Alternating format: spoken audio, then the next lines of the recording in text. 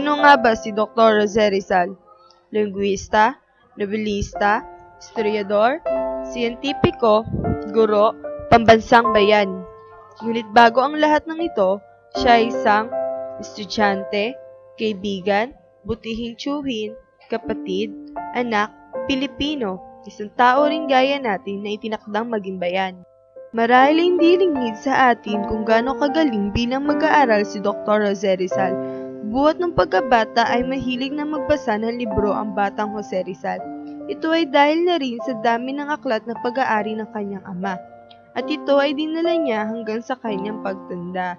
Kung babalikan natin ang isa niyang liham kay Ferdinand Blumentritt tungkol sa kanyang tipikal na araw sa dapitan, ay nabanggit niyang inilalaan niya ang gabi upang magbasa at mag-aral. Makikita natin dito na maging sa dapit hapon ng kanyang buhay at kahit pa sa lawak na ng kaalaman niya ng mga panahong iyon, ay di pa rin siya huminto sa pag-aaral.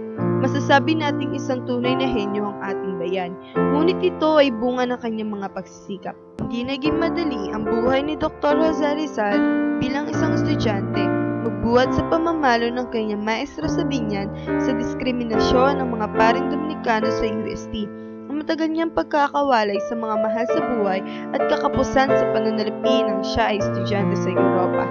Lahat ng paraan upang makatipid ay kanyang ginawa nang siya ay nag-aaral sa Madrid, dahil na rin hindi regular ang padala sa kanya ng kanyang allowance at hindi rin naman gaano kalakihan ang naibibigay sa kanya. Kadalasan ay isang beses sa isang araw lamang siya kung kumain at nag-iimbak siya ng rasyon ng biskwit na sapat sa isang buwan.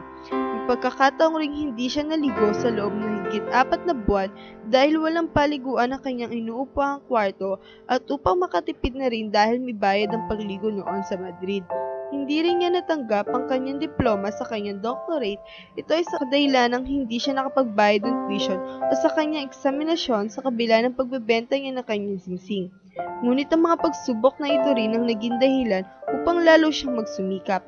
Kaya nga nung mag-apply siya bilang assistant ng mga pinakamagaling na ophthalmologo sa mundo noong mga panahong iyon na sila Dr. Otto Becker at Dr. Luis de Becker, ay agad siyang natanggap at kanyang ipinamala sa mga ito ang kapasidad ng isang Filipino.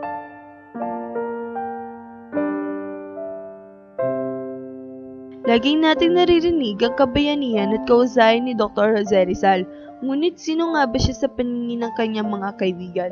The Greatest Malayan. Wika ni Ferdinand Blumentritt. Sinambit naman ni Marcelo H. del Pilar na ang kanyang pangalan ay siyang kumakatawan sa aming pinakadalisay at walang dungis sa pamantayan ng aming sagradong hangaring patungkol kay Rizal. Napakalaking karangalan na makatanggap ng mga ganitong papuri mula sa mga prominenteng tao.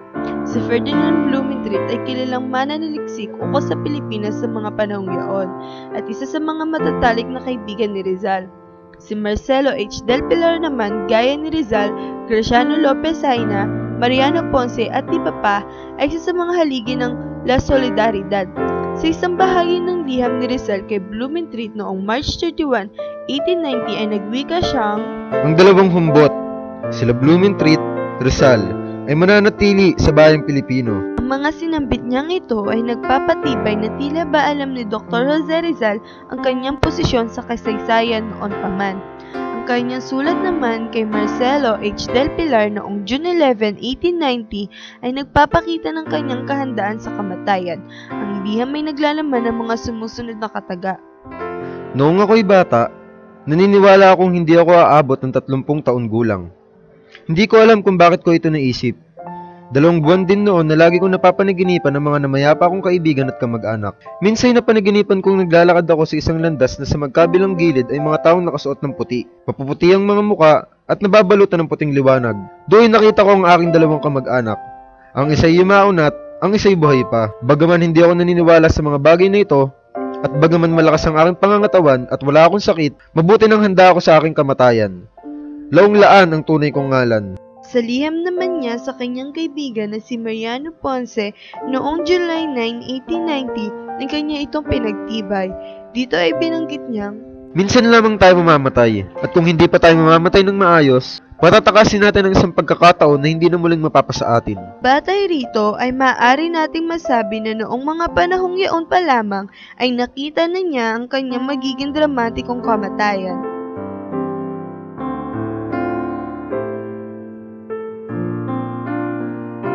Likas sa ating mga Pilipino ang pagiging malapit sa mga kapamilya at malalapit na kamag-anak. At hindi naiiba si Dr. Jose Rizal sa atin sa aspetong ito. Lubang napakalapit ni Dr. Jose Rizal sa kanyang pamilya. Si Jose Rizal ay maagang kinakitaan ng kagalingan ng kanyang inang si Doña Chidora. Sa murang edad pa lamang, ito rin ang nagsilbing unang guro ng batang Rizal at hindi katakatakang napakalapit niya dito. Ganoon din naman si Jose Rizal sa iba pa niyang mga kapamilya. Na magtungo si Rizal sa Europa para mag-aral ay hindi naputol ang komunikasyon nilang pamilya. Kahit na wala pang telepono ay matyaga at palagian siya nakikipagsulatan sa kanyang pamilya. Sa kanyang mga sulat ay palagian niya kinakamusta ang kalagayan ng kanyang mga magulang. Lalo pat hindi alam ng mga ito na siya ay magtutungo sa Europa noong 1882. Sa unang bahagi ng isa niyang liham sa kapatid niyang si Maria noong December 13, 1882, ay sinabi niya ritong itago ang lahat ng kanyang mga sulat. At kung pagbabatayan nito ay tila ba alam niyang darating ang panahon na pagtutuon ng pansin ng mga Pilipino ang kanyang mga liham. Madalas din niyang ibahagi sa kanyang pamilya ang kanyang mga panaginip. May itinala siya sa kanyang tala-arawan tungkol sa kanyang panaginip noong December 13, 1882 kung saan gumanap siyang aktor sa isang eksena kung saan mamamatay ang papel niya at tila ba makatotohanan niyang naramdaman ang kamatayan. Kung mapapansin natin, ito ay eksaktong 14 na taon bago ang kanyang kamatayan. Nabanggit din niya sa kanyang kuya Pasiano na ang kanyang mga panaginip na lamang ang siyang nag-aayos sa mga gagawin niyang hakbang. Kaya't kung ating pagbabatayan ng kanyang naging buhay, ay tila ba planado niya ang lahat at hindi niya pinaubaya ang kanyang mga hakbang sa pagkakataon, maging ang kanyang dramatikong kamatayan. Lubang napakalapit ni Rizal sa kanyang kuya Pasiano. Ito ang siyang tumulong sa kanya upang makarating sa Europa at ang hindi nakikita ng marami ang napakalaking bahagi niya sa pagtatanim ng apoy ng nasyonalismo sa puso ng ating pambansang bayani. Bilang isang Pilipino ay hindi matatawaran ang pinakitang pagmamahal ni Jose Rizal sa ating inang bayan. Magmula sa kanyang mga sanaysay, artikulo, ang mga pamoso niyang mga nobelang Noli Me Tangere at El Filibusterismo, at ang kanyang anotasyon sa Sucesos de las Islas Filipinas ni Morga ay tunay ngang nailahad ni Rizal ang hindi matatawaran niyang pagmamahal sa ating inang bayan at maging sa ating mga Pilipino. Sa liham niya para sa kanyang mga magulang bago ang kanyang unang paglalakbay sa Europa, ay binanggit niyang magtutungo siya sa Europa dahil pakiramdam niya ay obligasyon at misyon niya na tapusin ang matagal ng pag-iirap ng kanyang mga kababayan.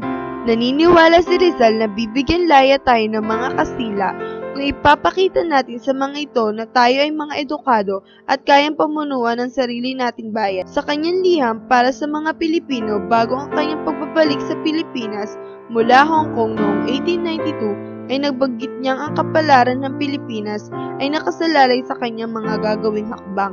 Inialay niya ang kanyang buong buhay para sa makapakanan ng ating bayan.